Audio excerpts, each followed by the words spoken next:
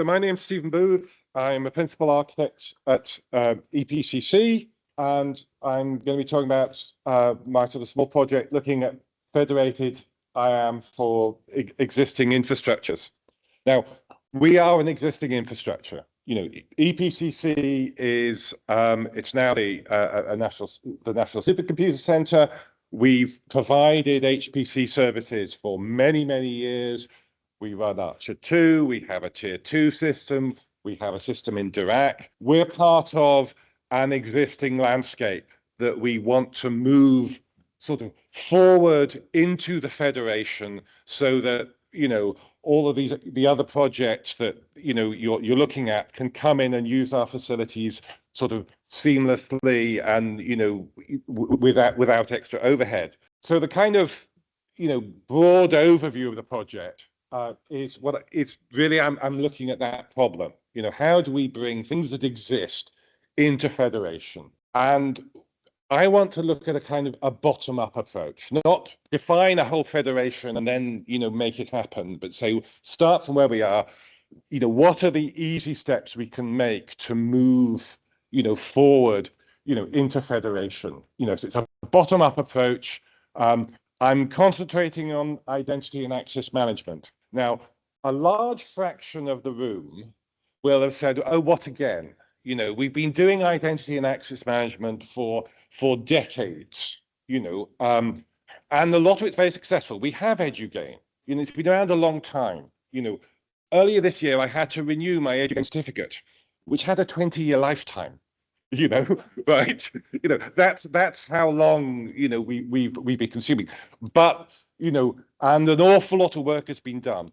However, there are still gaps, there are still things to do. And partly that's because situations change. You know, things that were absolutely ideal for 20 years ago maybe need a little bit of refresh and look. Similarly, there are people out there who have working federations and, you know, but as you bring in lots of more different systems with different histories, different requirements, things are going to get a little bit more messy. And that's one of the things I'm sort of wanting to look at. Now, for those of you that haven't got all this history, you know, what do I mean by identity and access management? I mean, it's actually a fundamental part of information technology. Everybody does it. It's like compute, it's like storage. There has to be something there. And it's not something unique to DRIs either. You know, everybody does it. You know, it is an industry standard, not an academic thing. You know, the basic protocols, you know, Microsoft do it, Google do it, all the protocols are sort of out there. You know, so we're working not with a blank sheet of paper, you know, and even when you get into the academic space, you know, people like Jens have been working for years defining things and so on. So in some ways, this is a good thing, you know. So we have challenges and opportunities here. The challenge is because we're building, you know, we're not just taking existing federation and adding more nodes, you know, roll out the same software stack, make it bigger. Doing new things, you know, we're taking existing things to work a certain way and, you know, say, well, how do we federate them? You know, so there's a diversity of approach and technology stack.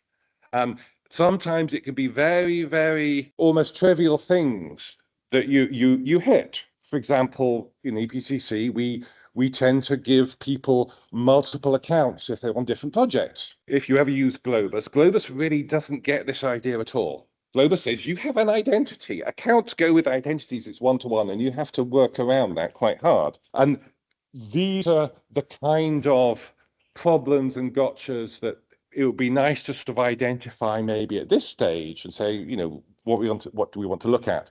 Another thing is there are existing research communities and they're defined in lots of different places.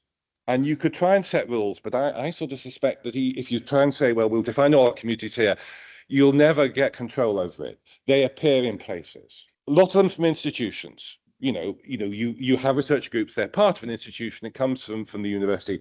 That's in some ways a simple thing. A lot of them aren't. A lot of them are cross-institutional. They don't actually have anything else. They're defined in facilities and federations. There's established things from existing users. We have also lots of opportunities and plus points. You know, all the existing IAM solutions everybody runs, they're using standard protocols. We don't have to reinvent the wheel. We have the ARC blueprint. We have the, you know, for the things we haven't done, you know, there are documents that say this is a recommended way of approaching this. And because we have existing users, we can look at what they do and we can say, are there missing use cases? Are there things we can do to help users there? The actual project, you know, it's basically me and Arno from EPCC. I'm trying to build, you know, okay, I was thinking of doing a survey. Maybe that's a bad idea. I think I shall do interviews of key stakeholders, because a lot of this stuff is quite technical. You go to a user and say, what are your uses for IAM? And they'll say, what is IAM? You know, so I think I'm going to be going out and interviewing the people who run existing infrastructures and sort of saying, well, what are the problems you can see? What are the opportunities you can see? What are the use cases that we might be able to meet? And we'll do some exploratory investigations. You know, there are some things I certainly want to add to my system. It's a defined setup. I should be able to do it quite quickly. Let's prove that's the case. However, I mean, we have to go out and find these things, but I obviously have some initial thoughts, things I think we can do. And there's something we can do for users, you know, which is, you know, group exchange. At the moment, you know, most of we have an identity system, but most of the actual access management tends to be within a single service. You know, that's been said. And this is tying very much into the previous talk as well, that, you know, sort of how do you get the information from one system to another, from one place to another? But the communities may exist in many places. They may be in institutions. They could be GitHub repositories that define it. They could be HPC centers. They could be, you know, groups in Enter ID. It could be all sorts of places. It would be useful if communities could reuse these definitions elsewhere without needing to recreate them manually. If a project is on Archer and they want to access a data set, it would be quite nice if I could give that group definition to the data service and say, well, you set up an access group like that. Similarly, if there's a group defined on some other HPC center that wants to come to Archer, it would be nice if I could let them come in and automatically be allowed into the appropriate project without having to be approved and all this kind of stuff. I mean, we try and make it as streamlined as we can, but we can do better. The nice thing is, you know, Jens has defined ways of extending groups, of publishing groups and consuming them. There's things in the ARC blueprints for this. We'd like to look at how easy it is to add to, you know, existing things. How easy can I sort of use those kind of groups? That's the kind of thing I think we want to sort of standardize on. How does one bit of the, you know, federation exchange group information? It's the lowest common denominator of access control. Here is a group of people. Can you do something with it? And, you know, so it's sort of the minimal thing almost to look at. Another thing which I think is sort of would be useful more to the centers, one of the problems we have, a lot of these technologies are very focused on permissions for sessions. You know, you have a login session, you generate a set of attributes or a set of claims about that user for that session, and you work out what he's allowed to do. But a lot of the infrastructures, the person has an impact even if they're not logged in. You know, they may have a provisioned account. They may have left 5 petabytes of data there. They've not logged in for 6 months. Are they still allowed to have that 5 petabytes of storage? Have they changed jobs?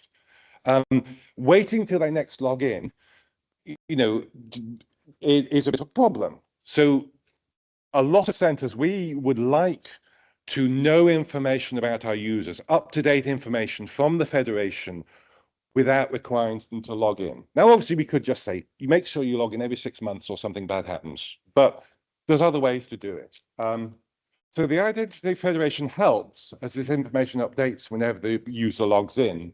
But what if they don't log in? What can we do? And we can, you know, we can make a better user experience by not requiring this continual come back and revalidate from the users by saying, I want that information as an update.